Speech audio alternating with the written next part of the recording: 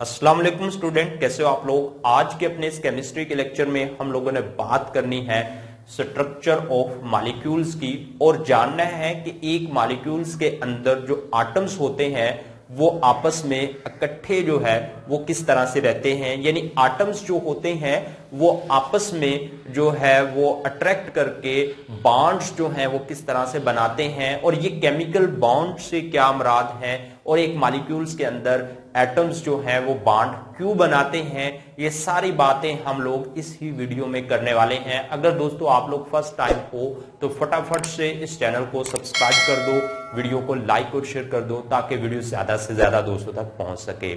देखें दोस्तों, अगर बात की जाए एटम्स की तो आप लोग जानते हो, पहले भी मैं इसको एक बार फिर रिवाइज कर देता हूं कि एटम्स जो होता है वो मादे का नाकाबिले तकसीम जर्रा होता है, यानी इतना छोटा जर्रा होता है और इतना सादा होता है जिसको हम लोग किसी भी कीमी अमल से मजीद सादा नहीं कर सकते। और किसी भी एलिमेंट के अंदर जितने भी एटम्स होते हैं वो सभी के सब एक जैसे होते हैं। तो हम लोग ये बात पहले कर चुके हैं और जब हम लोगों ने बात की थी आटम की साख्त की तो हम लोग ये भी बात जान चुके थे कि एक आटम के अंदर जो पार्टिकल्स होते हैं वो तीन होते हैं, यानी इलेक्ट्रॉन, प्रोटॉन और न्यूट्रॉन। लेकिन आज के इस लेक्चर में हम लोगों ने जाननी है मॉलिक्यूल्स की साख्त। देखिए दोस्तों, एक मॉलिक्यूल्स के अंदर जितने भी एटम्स होते हैं उनको आपस में जिन फोर्सेस ने जोड़ के रखा है उसको बोला जाता है केमिकल फोर्सेस, और ये केमिकल फोर्सेस जो हैं इनको बॉन्ड भी बोलते हैं। अब हम लोग बात कर लेते हैं कि ये जो एटम्स हैं ये बॉन्ड क्यों बनाते हैं। तो देखिए दोस्तों, जो नोबल गैसेस होती हैं वो मुस्तहिकम होती हैं, उनके वैलेंस शेल के अंदर 8 इलेक्ट्रॉन मौजूद होते हैं, यानी उनके ऑक्टेट या फिर डुप्लेट रूल जो है वो कंप्लीट होते हैं। और नोबल गैसेस के अलावा जितने भी एटम्स हैं उनके जो ऑक्टेट या डुप्लेट रूल कंप्लीट नहीं होते, तो वो फिर क्या करते हैं, अपने ऑक्टेट या डुप्लेट रूल को कंप्लीट करके मुस्तहिकम होने की कोशिश करते हैं। तो जब वो मुस्तहिकम होने की कोशिश करते हैं, इलेक्ट्रॉन का अखराज करके, असूल करके या इश्तिराक करके, तो फिर उन एटम्स के दरमियान अट्रैक्शन की फोर्स वजूद में आती हैं और उन अट्रैक्शन की फोर्स को ही बोला जाता है केमिकल बॉन्ड्स। और वो केमिकल बॉन्ड्स ही होते हैं जो एक मॉलिक्यूल्स के अंदर तमाम एटम्स को आपस में जोड़े रखते हैं। अब दोस्तों हम लोग बात कर लेते हैं ये ऑक्टेट रूल और डुप्लेट रूल क्या होता है। देखिए दोस्तों, अगर हम लोग एटम की इलेक्ट्रॉनिक कॉन्फ़िगरेशन करें, जिस तरह से हमारे पास एक एटम है यहाँ पे सोडियम, अगर मैं इस सोडियम की इलेक्ट्रॉनिक कॉन्फ़िगरेशन करता हूं तो सोडियम के पहले शेल के अंदर 2 इलेक्ट्रॉन होते हैं। अगर दूसरे की बात करें तो यहाँ पे 8 होते हैं। अगर सोडियम के पास इलेक्ट्रॉन की बात करें कितने हैं, तो सोडियम के पास इलेक्ट्रॉन जो हैं वो 11 होते हैं। तो पहले में 2 आ गए, दूसरे में 8 आ गए और तीसरा जो है इसका शेल जो है वो वैलेंस शेल होगा और उसमें 1 इलेक्ट्रॉन होगा। अब दोस्तों सोडियम जो है यहाँ पर इसको अपना ऑक्टेट रोल कंप्लीट करने के लिए 7 इलेक्ट्रॉन की जरूरत है। तो ये अपने जो ऑक्टेट रोल है उसको कंप्लीट करने के लिए या तो ये 1 इलेक्ट्रॉन को खारिज कर देगा या फिर ये 7 इलेक्ट्रॉन को हासिल कर लेगा। तो इसके लिए 1 इलेक्ट्रॉन को खारिज कर देना आसान है। बिल्कुल इसी तरह से हमारे पास एक एटम और है जिसको हम लोग क्लोरीन का नाम दे देते हैं, और इस क्लोरीन की अगर मैं इलेक्ट्रॉनिक कॉन्फ़िगरेशन करूं तो पहले शेल में 2 इलेक्ट्रॉन आते हैं और दूसरे शेल के अंदर जो है वो 8 इलेक्ट्रॉन आते हैं। अगर मैं बात करूं इसके एटॉमिक नंबर की, यानी इसके पास जो इलेक्ट्रॉन मौजूद है उनकी, तो क्लोरीन के पास जो है वो इलेक्ट्रॉन जो है वो होते हैं, क्लोरीन के पास जो है वो 17 इलेक्ट्रॉन होते हैं। तो आखिरी शेल के अंदर जो है वो यहाँ पे 7 इलेक्ट्रॉन होते हैं, यानी क्लोरीन को अपना ऑक्टेट कंप्लीट करने की, यानी अपने वलंस शेल के अंदर 8 इलेक्ट्रॉन कंप्लीट करने के लिए 1 इलेक्ट्रॉन की जरूरत रहती है, और सोडियम को अपना ऑक्टेट कंप्लीट करने के लिए 7 इलेक्ट्रॉन की जरूरत होती है। अब सोडियम के लिए 7 इलेक्ट्रॉन को हासिल करना ताकि उसका ऑक्टेट कंप्लीट हो जाए एक मुश्किल बात है, और क्लोरीन के लिए जो है 1 इलेक्ट्रॉन हासिल करना ताकि उसका ऑक्टेट कंप्लीट हो जाए आसान बात है। यानी जैसे ही इसको ऐसे ही समझो आप लोग कि सोडियम जब क्लोरीन के पास जाएगी, ये क्लोरीन है, तो सोडियम क्लोरीन को बोलेगी कि मेरे पास वलंस शेल में 1 इलेक्ट्रॉन है, तो आप ऐसा करें मुझको 7 इलेक्ट्रॉन दे दे ताकि मेरा ऑक्टेट कंप्लीट हो जाए। लेकिन क्लोरीन बहुत सियानी है, कोई पागल नहीं है क्लोरीन बोलेगी कि अच्छा आप मुझसे 7 ले रहे हो, आप ऐसा करो कि मुझे ये 1 इलेक्ट्रॉन है ना, ये आप लोग दे दो। सोडियम को बोलेगी ये मुझे दे दो, मेरा ऑक्टेट कंप्लीट हो जाएगा, आपका वलंस शेल खत्म हो जाएगा, और आपके जो यहाँ पे ये शेल होगा, ये यहाँ पे यानी वलंस शेल से अगला ये दूसरा जो शेल होगा ये वाला, ये आपका जब ये खत्म हो जाएगा तो ये वलंस शेल बन जाएगा और इसमें 8 इलेक्ट्रॉन मौजूद होंगे। तो सोडियम की बात ये समझ, तो सोडियम को क्लोरीन की ये बात समझ आ जाती है, और इस तरह से सोडियम इलेक्ट्रॉन का अखराज करके, यानी जैसे ही सोडियम इसके पास जाएगी ये इलेक्ट्रॉन का अखराज कर देगी और ये इसका वलंस शेल कंप्लीट हो जाएगा, और जिससे और ये इसका वलंस शेल जो है वो खत्म हो जाएगा, जिससे सोडियम के वलंस शेल के अंदर जो है वो 8 इलेक्ट्रॉन हो जाएंगे। यानी सोडियम ने अपना जो है 1 इलेक्ट्रॉन खारिज करके अपने ऑक्टेट को कंप्लीट किया है। जब सोडियम ऐसा करेगी तो इसके अंदर जो प्रोटॉन थे वो यहाँ पे थे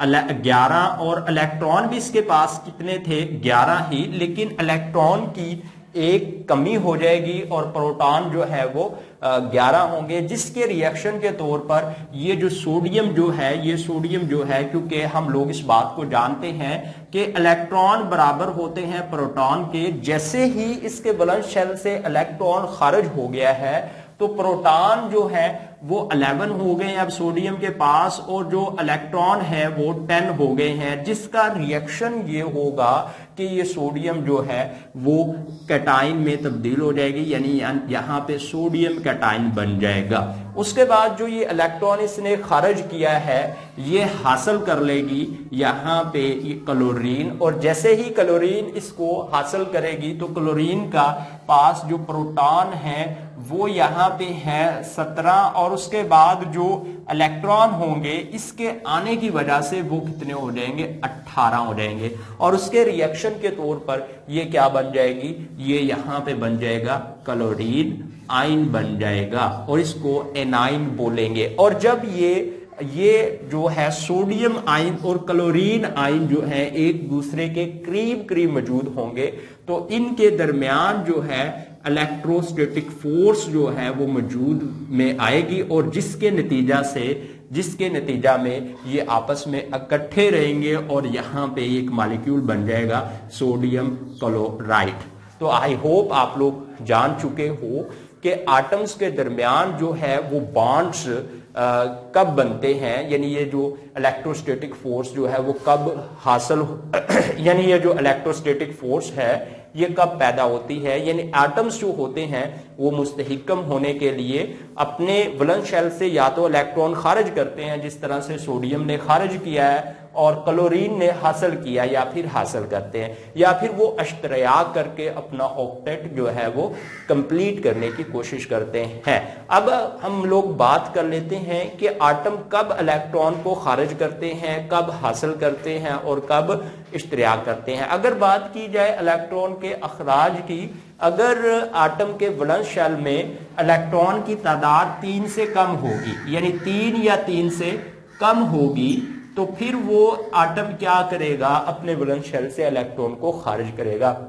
जैसा कि यहाँ पे सोडियम को देखो, इसके वलंस शेल में 1 इलेक्ट्रॉन था और उसने खारिज करके अपना ऑक्टेट कंप्लीट किया है। अगर वैलेंस शेल के अंदर 5 या 5 से ज्यादा इलेक्ट्रॉन होंगे, जैसे क्लोरीन के पास देखो यहां पे 7 इलेक्ट्रॉन है, तो ये अपना ऑक्टेट कंप्लीट करेगा इलेक्ट्रॉन को हासिल करके। यानी 5 या 5 से ज्यादा अगर आटम होंगे, अगर 5 या 5 से ज्यादा अगर इलेक्ट्रॉन होंगे किसी भी आटम के वैलेंस शेल में, तो वो इलेक्ट्रॉन को हासिल करके अपना ऑक्टेट कंप्लीट करेगा। और अगर किसी के वैलेंस शेल में 3 या 3 से कम इलेक्ट्रॉन होंगे, तो वो इलेक्ट्रॉन को खारिज करके अपना ऑक्टेट जो है वो कंप्लीट करेगा। अब जान लेते हैं कि इलेक्ट्रॉन की शराकत कब करेंगे आटम्स। आटम्स इलेक्ट्रॉन की शराकत उस वक्त करेंगे जब दो एक जैसे आटम्स को मिलने का मौका मिलेगा। यानी ये सोडियम है तो दूसरा आटम भी यहां पर सोडियम ही होगा, तो उस वक्त ये अपना ऑक्टेट या डुप्लेट कंप्लीट करने के लिए जो इन्होंने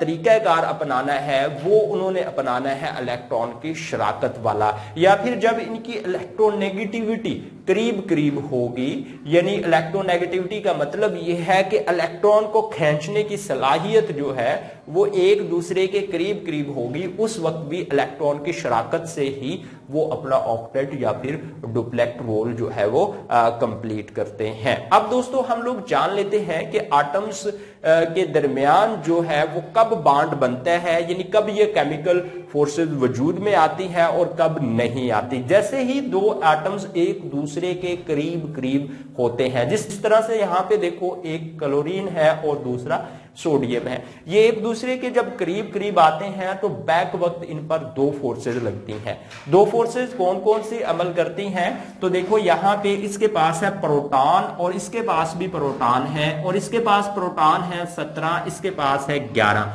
प्रोटॉन के ऊपर जो होता है पॉजिटिव चार्ज होता है और यहां पे भी प्रोटॉन पर क्या होगा, पॉजिटिव चार्ज। यानी P का मतलब है कि यहां पर 11 जो है वो पॉजिटिव पार्टिकल्स हैं और यहां पे 17 पॉजिटिव पार्टिकल्स हैं। तो क्या होगा कि ये दोनों के न्यूक्लाई जो है, दोनों के न्यूक्लाई यानी सोडियम का न्यूक्लाई और क्लोरीन का न्यूक्लाई एक दूसरे पर रिपल्सिव फोर्स लगाएंगे, यानी एक दूसरे को ये परे फेंकने की कोशिश करेंगे, यानी दफा करेंगे, ये दफा करेंगे एक दूसरे को, ठीक है, इन दोनों के न्यूक्लाई। लेकिन एक बात और होगी, एक बात और होगी यहां पे, लेकिन यहां पे एक बात और होगी कि एक आटम का जो न्यूक्लियस होगा वो दूसरे के इलेक्ट्रॉन पर जो है वो अट्रैक्टिव फोर्स लगाएगा। यानी जिस तरह से क्लोरीन है, क्लोरीन क्या करेगा, इस सोडियम के वैलेंस शेल में मौजूद जो यहां पे ये इलेक्ट्रॉन है उसके ऊपर जो है अट्रैक्टिव फोर्स लगाएगा, यानी इसको अपनी तरफ खींचेगा। और ये जो इसका न्यूक्लियस है ये इसके इलेक्ट्रॉन को अपनी तरफ खींचेगा। अगर ये जो कशिश की फोर्स है, ये जो कशिश की फोर्स है इस रिपल्सिव फोर्स पर हावी हो जाती है तो आटम्स के दरमियान बॉन्ड बन जाता है, यानी केमिकल फोर्सेस वजूद में आती है। आई होप आप लोग इसको अच्छे से समझ पाए हो कि जब दो आटम्स एक दूसरे के करीब आते हैं तो उनके न्यूक्लाई जो हैं वो रिपल्सिव फोर्स लगाते हैं, यानी एक दूसरे को दूर फेंकते हैं। वो ऐसा क्यों करते हैं, वो इसलिए करते हैं क्योंकि दोनों एटम के जो न्यूक्लाई हैं वहां पर पॉजिटिव चार्ज जो है वो अवेलेबल हैं, यानी प्रोटॉन्स हैं, और दोनों एक जैसे चार्जेस हैं तो वो एक दूसरे को क्या करते हैं, दूर फेंकने की कोशिश करते हैं। और जैसे एक एटम का न्यूक्लाई दूसरे के इलेक्ट्रॉन पर अट्रैक्टिव फोर्स लगाता है, अगर तो अट्रैक्टिव फोर्स जो है रिपल्सिव फोर्स पर हावी हो जाती है तो बॉन्ड बन जाता है, अगर नहीं होती तो बॉन्ड नहीं बनता। आई होप आप लोग ये बात भी जान चुके हो कि बॉन्ड क्या होता है, वो केमिकल फोर्सेस होती हैं जो एक मॉलिक्यूल के अंदर एटम्स को जोड़े रखती हैं। तो वो मिलते हैं नेक्स्ट लेक्चर के साथ, और नेक्स्ट लेक्चर में जो हम लोगों ने बात करनी है वो बॉन्ड की अकसाम की बात करनी है कि बॉन्ड कितनी किस्मों के होते हैं, और वो लेक्चर आप लोगों को उसी वक्त मिलेगा जब आप लोग हमारे चैनल को सब्सक्राइब कर दोगे और बेल के बटन पर क्लिक कर दोगे, वीडियो को लाइक और शेयर कर दोगे। ओके दोस्तों, अल्लाह हाफिज, अपना ढेर सारा ख्याल रखो, अपने भाई को इजाजत दीजिए, बाय बाय।